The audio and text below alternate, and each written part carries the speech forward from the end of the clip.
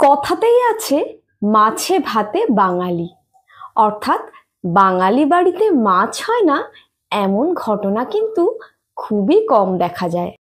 বিশেষত গরমের দিনে দুপুরবেলা খাবার পাতে কালো জিরে আর কাঁচা লঙ্কা দিয়ে রুই বা কাতলার যদি এরকম পাতলা ঝোল পাওয়া যায় আর সঙ্গে একটা লেবু, তাহলে তো কোনো কথাই নেই।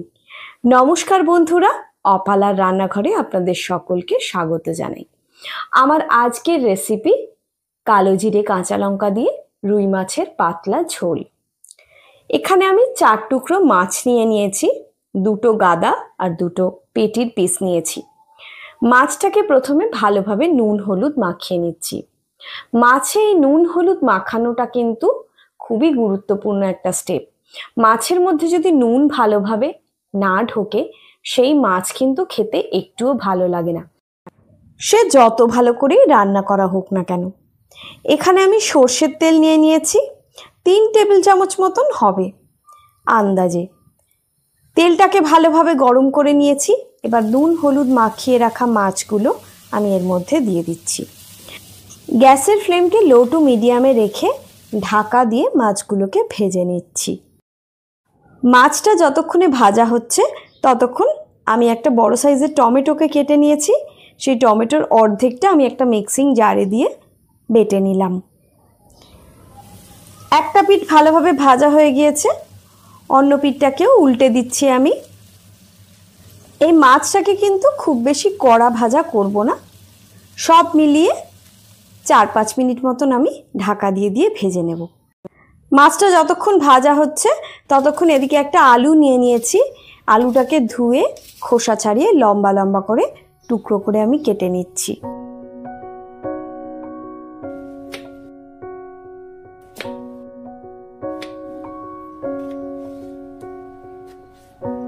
আলুটা কেটে নেওয়া হয়ে গিয়েছে। এবার আলুটার মধ্যেও আমি নুন হলুদ মাখিয়ে রেডি করে রাখছি।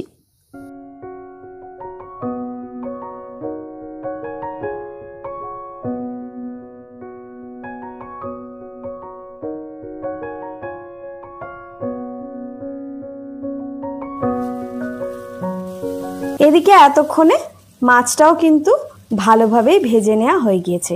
এবার মাছগুলোকে উঠিয়ে নেব।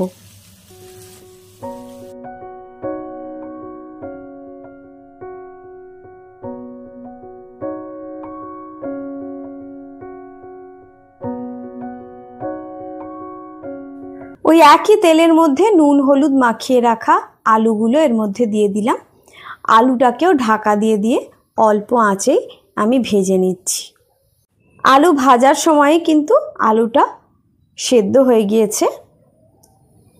আলুগুলোকে উঠিয়ে নিলাম। এবার ওই তেলের মধ্যেই দিয়ে দিলাম ফোড়নের জন্য 1/2 চা চামচ মতন কালো জিরে আর 2টো কাঁচা লঙ্কাকে চিড়ে দিয়ে দিচ্ছি। 1 টেবিল চামচ পেঁয়াজ বাটা আর আদা বাটাও দিয়েছি, কিন্তু সেই ক্লিপিংটা আমার ডিলিট হয়ে গেছে। বেটে নেওয়া টমেটোটা এর মধ্যে দিয়ে দিলাম। 1 টেবিল চামচ লঙ্কা বাটা দিয়ে দিলাম।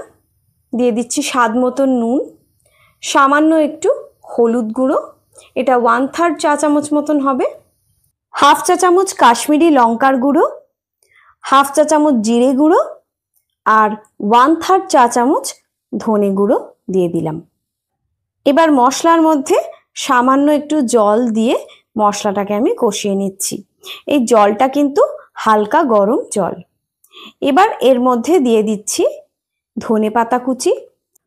ধনে পাতা যদি মশলা কষানোর সময় দেয়া হয় তাহলে কিন্তু ঝোলের স্বাদটা অনেকটাই বেড়ে যায়। মশলার থেকে দেখুন তেল ছেড়ে এসেছে।